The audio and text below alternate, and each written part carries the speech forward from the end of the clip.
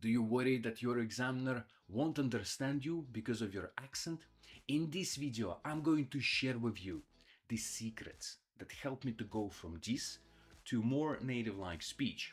And no, I'm not just gonna give you examples like I'm going to go to work sounds like I'm gonna go to work, because knowing just a few examples won't help you. Instead, I'm gonna give you rules and patterns that will reduce your accent naturally. So by the end of this video, you'll have everything you need to start improving. In just 3 weeks, you'll notice the difference. In 3 months, it'll become automatic. And if you stick to it for a year, your speech will be completely transformed.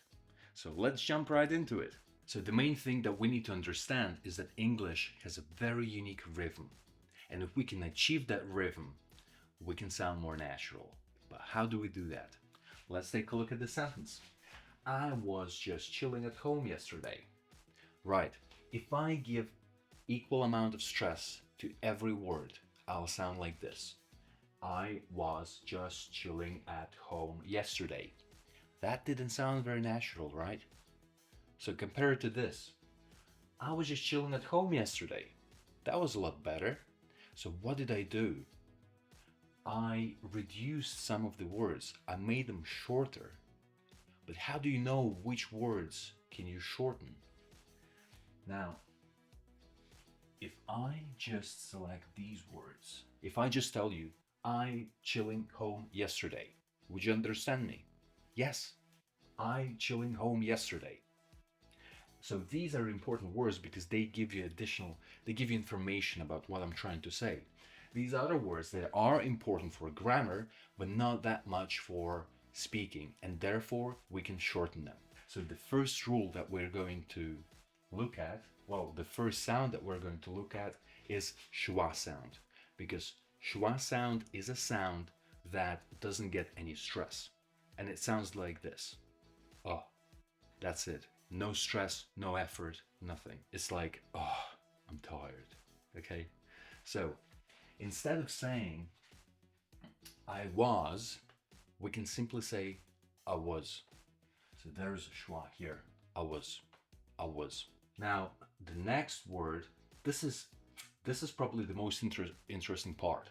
So in English, there are strong sounds and there are weak sounds. The strong sounds are S and L, and the weak sounds are T, D, and TH. So what happens when a strong sound is next to a weak sound? It gets cancelled. We can just drop this T. It's basically eliminated by this S sound. For example, instead of saying I was just, I'm just saying I was just, I was just, I was just, and I'm not pronouncing this T at the end. I was just. Now, here's the next bit that I want you to pay attention to, because there is some linking. When you have when first word ends with a consonant and another word starts with a similar consonant, in this case it's S and ch, s, ch. These are similar sounds. So when we speak fast, they blend together. Important things to understand is that this sound gets 80% of stress and this sound gets only 20% of the stress. Just chilling, just chilling, just chilling. I'm not saying just chilling, just chilling, just chilling, okay? When a word ends with a consonant and the next word starts with a similar consonant, we'll link them together, okay? And we focus mostly on the consonant in the second word. Now, next, I want you to pay attention to this, ing. Now, ing appears everywhere in gerunds, in your continuous or progressive tenses. Now, you need to know how to pronounce it. And there are 3 ways how to pronounce it. These are in, chillin, then this is schwa and n, chillin, or you can pronounce it fully, ing, ing. If you struggle with this n sound, because probably you don't have the sound in your native language. Think about the motorbike. Think about this sound. That's the sound that you're looking for. Chilling, chilling, chilling, chilling. Okay? Now, I love this one because this is a stop T.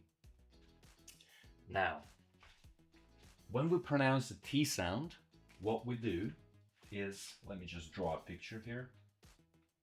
So this is, oh my God. So this is your mouth. Sorry about the drawing. These are your teeth. That's a real terrible drawing, I'm sorry. Right, so when you pronounce the T sound, your tongue touches the alveolar ridge. This is so crazy. Right, okay, it touches the alveolar ridge. So this is your first position. And the second position, you just drop it. This is my tongue, and just now, when we have a stop T, it sounds like at home, not at home, at home, okay? And all I do, I just eliminate the second step. At home, at home, at home, okay? Now, let's move on. Okay, here's something interesting. Yesterday. When we have multiple syllables in a word, so we have day. If I pronounce them, if I give equal amount of stress to each syllable, what's going to happen? Day. That doesn't sound right, right? So, in English, you have primary stress, you have secondary stress, and sometimes there is no stress. And as I mentioned before, when there is no stress, there is a schwa sound. Now, the primary stress, the highest stress, goes on the first syllable. The second syllable gets no stress. So instead of saying ter, you say ter. Very short, you don't put any effort at all. Yesterday. And then the day gets the secondary stress, which is not as high as the primary stress, right? So when you say it, you say yesterday, not yesterday, yesterday. Right, there is a massive difference in your pronunciation, and if you can figure out the stress, then you'll do great, honestly. Your accent will improve a lot. Now, let's read the whole sentence. So I'm gonna read it slowly, applying all of these rules. So I was just chilling at home yesterday. Instead of I was just chilling at home yesterday, I was just chilling at home yesterday. Okay? And now you're probably thinking, Arturs, are you crazy? You got 1, 2, 3, 4, 5, 6, 7 words, and you explained so many rules. How on earth you said I'm gonna see results in 3 weeks. Like, chill. We're gonna apply. This is like, I know, 80% of all the rules that you need to be aware of. Maybe even more than that. So we're gonna look at the second sentence, and you will see that I'm applying the exact same rules. Okay, so let's begin. When you say and, so think, here is and. N is a strong sound. D is a weak sound. What happens? You cancel it. So it sounds like N. Now, N and M are similar, so it's relates to this rule. So there is a linking. And my, mate, I'm not saying mate, I can say mate. What is this? This rule. And my mate texts me. Now, X sounds like this, X. So there is S at the end. What happens to this T? Huh? We cancel it. Now, text me. Now, sometimes there is also, you might connect different words. So there is, when it comes to linking, there is no like rule that you can follow and you'll know exactly where to link. This is why you need to practice, and you'll develop that sort of hunch that will guide you. But there are two general rules. So first one we already know is that when two consonants are similar, we blend them together. Another rule I'm gonna actually show you here. So out of the, first of all, of, it's not of, it's of. So it's a, v, a, v, a, v, of. Now, when we have a vowel here, so when we have a word and it ends with a consonant, and then we have another word that begins with a vowel, oftentimes we link them together. Okay? Out of the. Now, v and the, they are sort of similar. So, of the blue, out of the blue. So instead of saying out of the blue, out of the blue. And the becomes, so it's sort of similar to, so was and the, they have weak forms. And so weak form for was is was, and weak form for the is the. Every time you have a weak form, it's going to have the schwa sound because it's a basic reduction. So you're not, when you don't pronounce a word fully, like was, to shorten it, you'll use a schwa sound. Same with the. The only exception is that if the next word starts with a vowel, you say the. For example, ocean, the ocean. I cannot say the ocean. Well, technically I can, but let's do it properly. The ocean, okay? If it's blue, I say the blue. I can still say the blue, but that's like when you speak very slowly or you're trying to put more stress onto it. You want to get someone's attention because the blue, yeah, I cannot think of any example, but yeah, so vowel, the, consonant, the, out of the blue. Saying, now we know how to pronounce the ing. So let's go with ing. Right, and now he, oh, I forgot about this rule.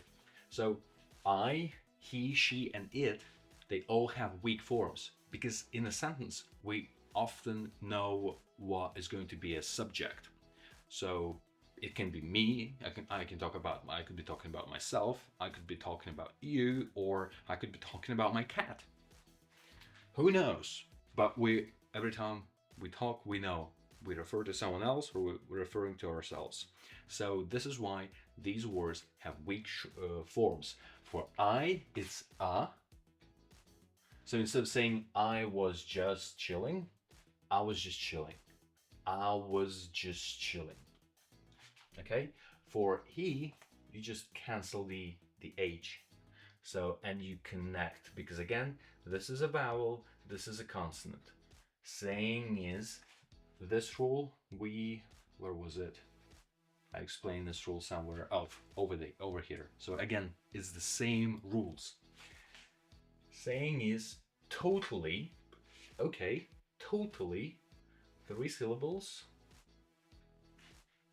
This rule over here. So stress goes on the first syllable, no stress here, and a little bit stress here.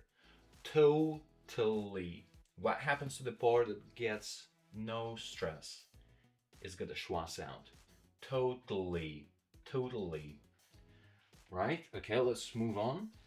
Bored and once. Okay, now, before we talk about bored, let's look at the end. We already know what happened, and this is why you need to practice, because if you practice, you're gonna come across the same words over and over again. So you will know, you'll know how to write them, but you will also know how to pronounce them in a connected speech, in a sentence.